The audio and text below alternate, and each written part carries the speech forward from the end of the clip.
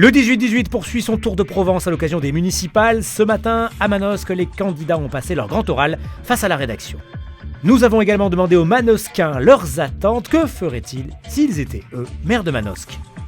Et enfin, un reportage dans un centre-ville de Manosque. En difficulté, les commerces ferment, les rues sont vides et pourtant, le potentiel est bien réel. Place au grand oral des candidats ce matin à Manosque. La Provence poursuit son opération sur les élections municipales.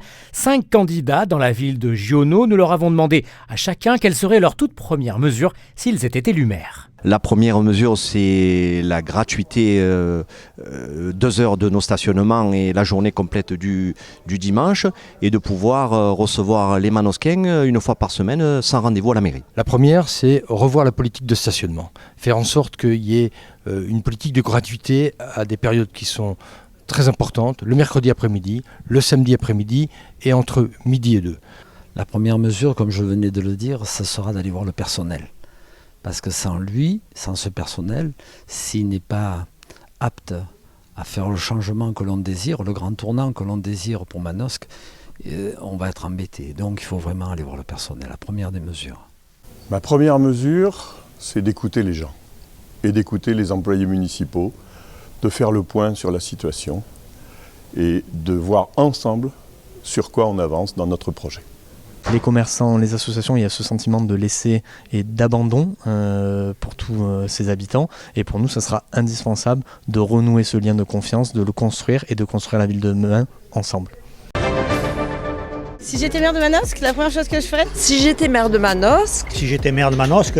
Si j'étais maire de Manosque, alors il y aurait beaucoup à faire. Sécurité, propreté, stationnement dans la peau du futur maire. Les Manosquins se sont livrés sur ce qu'ils souhaiteraient voir changer au sein de leur ville à moins d'un mois du premier tour des élections municipales.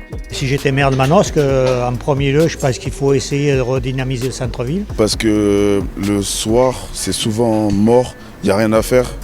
En plus, comme des jeunes comme nous, on aime bien sortir et tout ça. Apporter un peu de festivité, un peu d'ambiance, parce que la ville, elle est morte. Le dimanche et le lundi, il n'y a rien à faire. Tu es obligé d'y aller promener à l'extérieur pour faire tes courses. Que les commerces soient un peu plus ouverts, plus souvent. Et le dimanche, surtout les restaurants et bistrots, parce qu'il y a tout qui est fermé. Et sûrement la sécurité aussi le soir. Il faudrait peut-être un peu plus de présence et moins d'indulgence. Parce que la police, ou nationale ou municipale, on ne les voit pas trop. Hormis peut-être le samedi, aux heures des pointes, quand il y a le marché. Si j'étais maire de Manosque, déjà, je commencerais par l'entretien et la propreté des rues de Manosque, qui sont dans des états lamentables. Si j'étais maire de Manosque, déjà, je commencerais par éliminer quelques pies, parce qu'on a envahi de pies qui mangent les hirondelles, ça je supporte pas. Remettre le marché là-haut sur la place du terreau. Ensuite, je ferai des stationnements un peu gratuits pour faire vivre les petits commerces de la grande rue qui sont en train de mourir. Et au niveau des parkings, je ferai quelque chose parce que c'est trop cher. J'habite au centre-ville et je ne peux pas me garer. À la fin de ma grossesse, je devais aller me garer jusqu'à la Villette pour pouvoir avoir une place gratuite sans payer 14 € la demi-journée. Donc ouais, là, si je serais maire de Manosque, la première chose que je ferais, c'est faire quelque chose pour les habitants du centre-ville. 50 ans après sa mort, Jean Giono est toujours présent à Manosque. Au-delà de la porte de la sonnerie, les différents appartements que l'écrivain a habités n'ont pas bougé, mais la Manosque qu'il a connue a, elle, bien changé. C'était radicalement différent au temps de Giono, c'était une ville paysanne. Cette rue, c'était grouillant de vie. C'était une vie où, évidemment, toute la population était autochtone. Et c'est une vie où on s'interpellait, on discutait en provençal, ses accents, ses voix, tout le monde vivait sur la rue. Bon, aujourd'hui, c'est lundi, les boutiques sont fermées. Mais malgré tout, on n'a pas cette vie de rue qu'on voit sur certaines photos, où vraiment tout se passe devant la maison.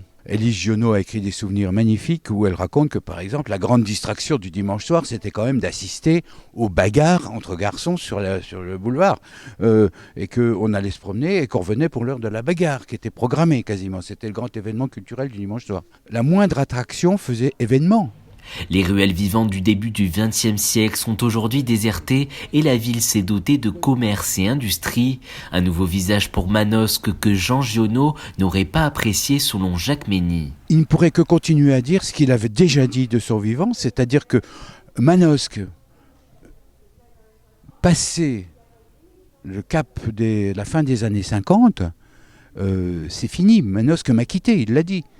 Et si Manosque me quitte, peut-être moi-même quitterai-je Manosque. Il était atterré par la construction des premiers HLM. Et on l'a construit juste à côté de chez lui en plus.